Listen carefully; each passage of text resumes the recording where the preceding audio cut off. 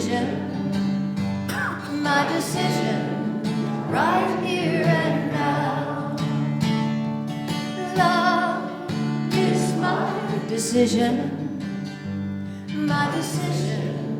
right here and now.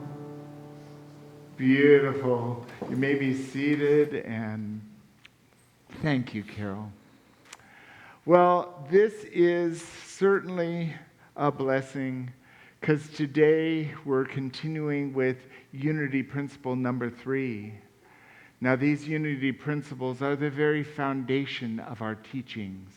And there's a fabulous booklet that if you haven't picked one up yet, they're on the welcome table. It's a great read. And today, it's the power of our thoughts. Now, you might think, how powerful are my thoughts? That's actually a good question.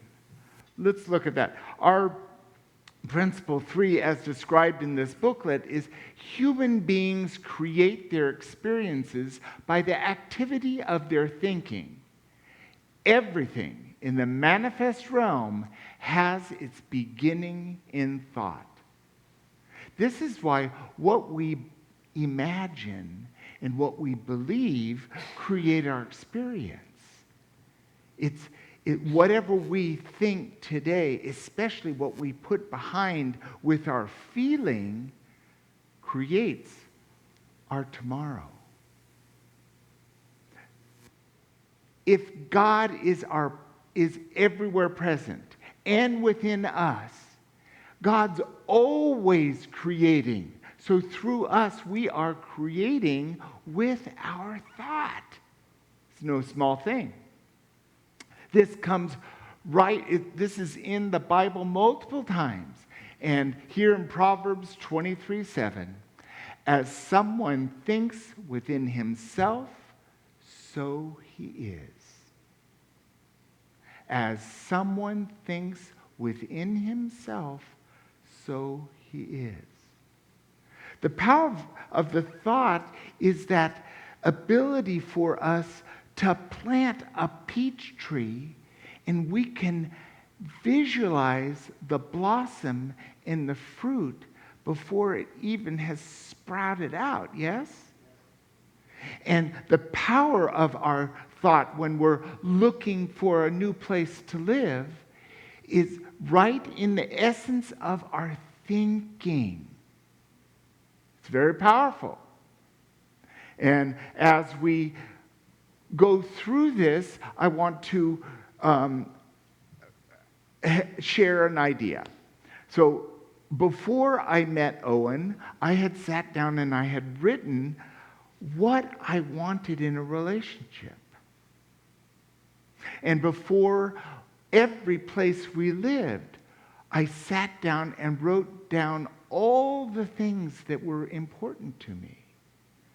So as I thought of ideas, there are certain things that were the A list. Must have this. So the home had to have this. And then there's those ideas of, it'd be nice if it had it, but it doesn't have to be. So those are the B list. And the C list is just icing on the cake. Really not vital and important as a must-have, but heck, it'd be nice if it happened that way. And lo and behold, if the last place I moved to has everything, of course, I wouldn't even consider moving to a place that wasn't everything in the A list. Certainly wouldn't be in a relationship with someone who wasn't everything in the A list. And then the B list is kind of nice. Well, this house has everything on the B list. Not everything on the C list, but some of those things. What we put forth, this is why vision boards are powerful. We can visualize our vision and our dream for the life we want. Reverend Sandra Campbell, she's a great woman. I've met her through going to convention. She works at the Temple Plaza in Kansas City, and she's also the head of the urban school.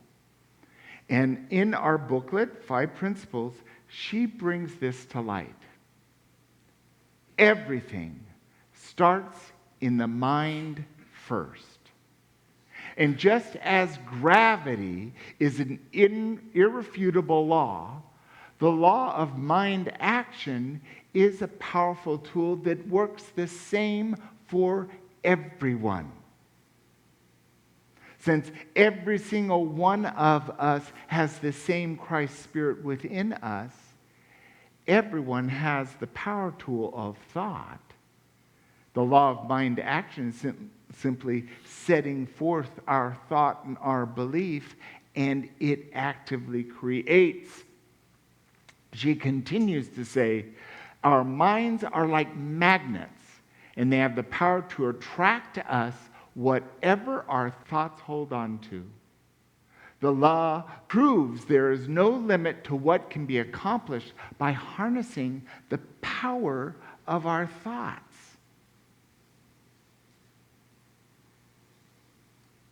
I have seen this truth manifest in so many ways with people who hold this truth. And some thoughts, some ideas that we have take longer to bring into fruition. Certainly if you're going to be like Dr. Emily Briggs and become a doctor, and in that a pediatrician and a family doctor, it takes years to accomplish that. But we don't just cast the thought out and go, oh, someday I'm going to be a doctor. And then you wait, and doctorness just lands in your lap. It doesn't work that way. It just doesn't work that way.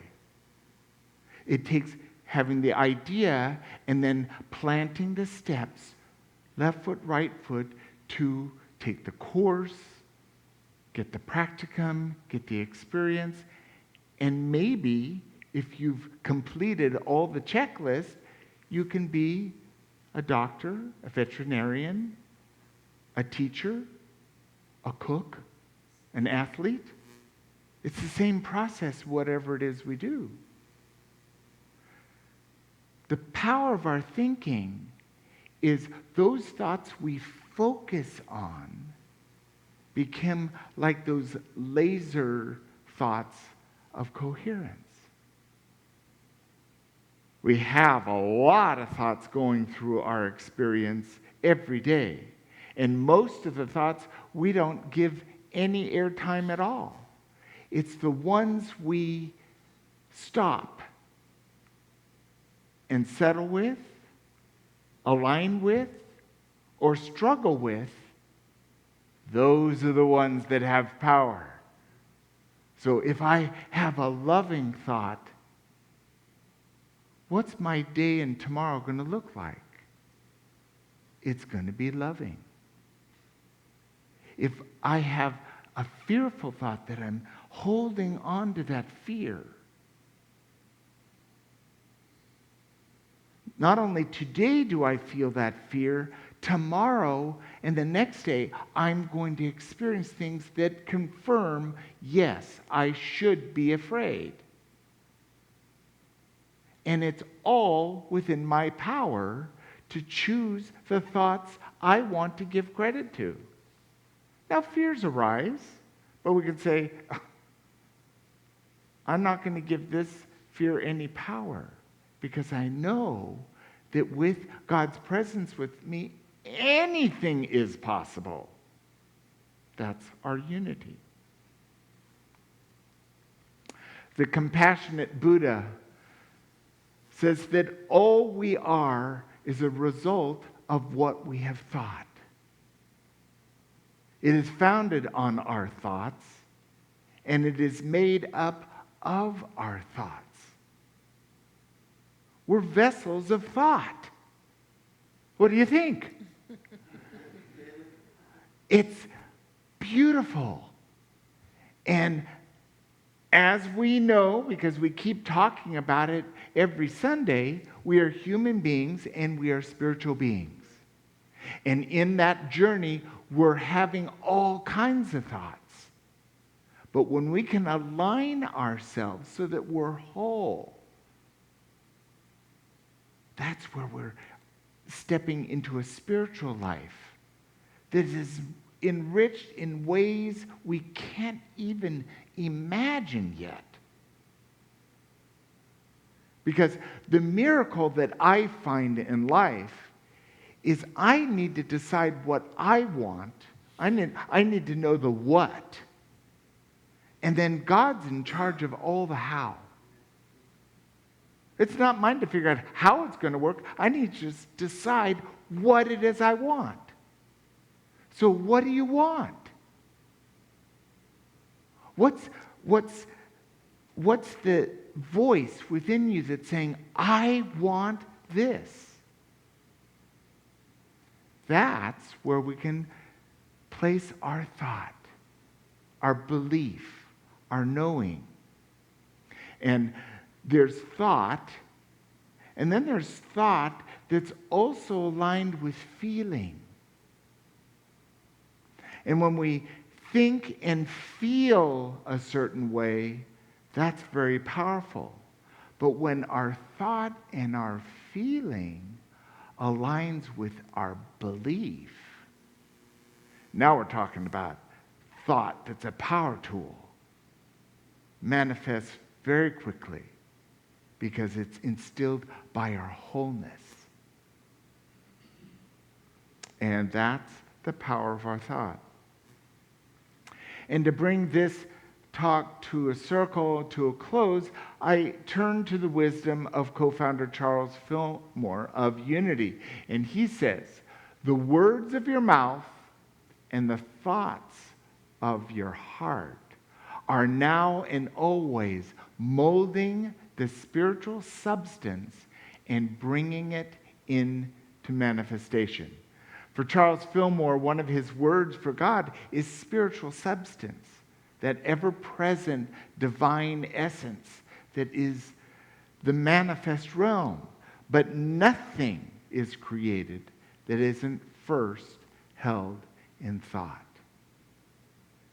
And so I'm hoping that you will join me this week by paying attention to what those thoughts are and where that attention and intention of our heart is. Because if we can align with what we truly desire with our actions, then we're going in the right place. And that's the power of our thought. Thank you.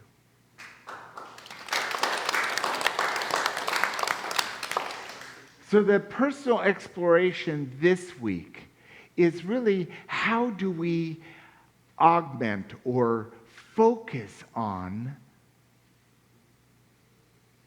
bringing into our knowing what it is we want in our lives.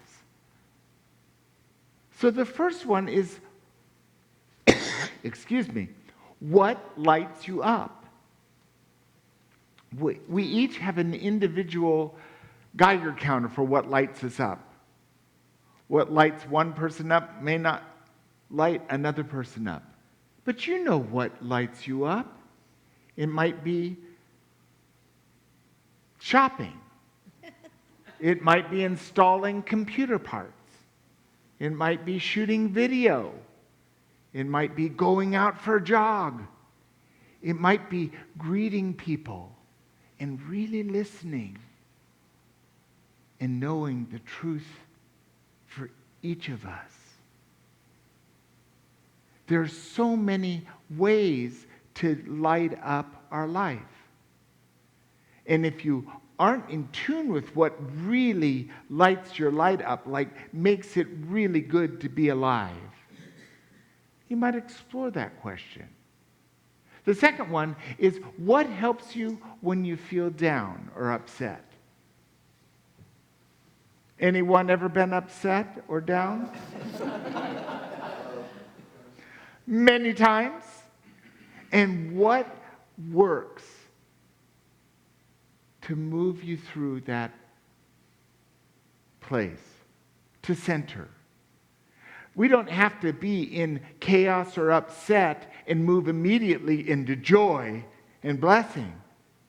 But we can move to a center where we're not challenged anymore by those thoughts of struggle and down. The third one is, how do you want your life to unfold? This requires a bit of a vision. What do you see later this week? What do you see later this month? What do you see 6 months from now, looking back, of your life unfolding? 5 years down the road, what does it look like? How does your life unfold? And 4 is really a bring it all together. Take time to dream big. Doesn't matter what your age is, doesn't matter how much money you have. You can dream big just within the parameters of your desire and the highest good, and create a vision. Allow yourself to write it down. Are you ready to join me this week and explore these ideas and write your own questions? The best way to live life is to ask good questions and then listen to the answers. And the answers come from God, come from each other, from our readings, from our music, from our whatever we do. So thank you, and let's explore the power of our thoughts. Put a little love in your heart.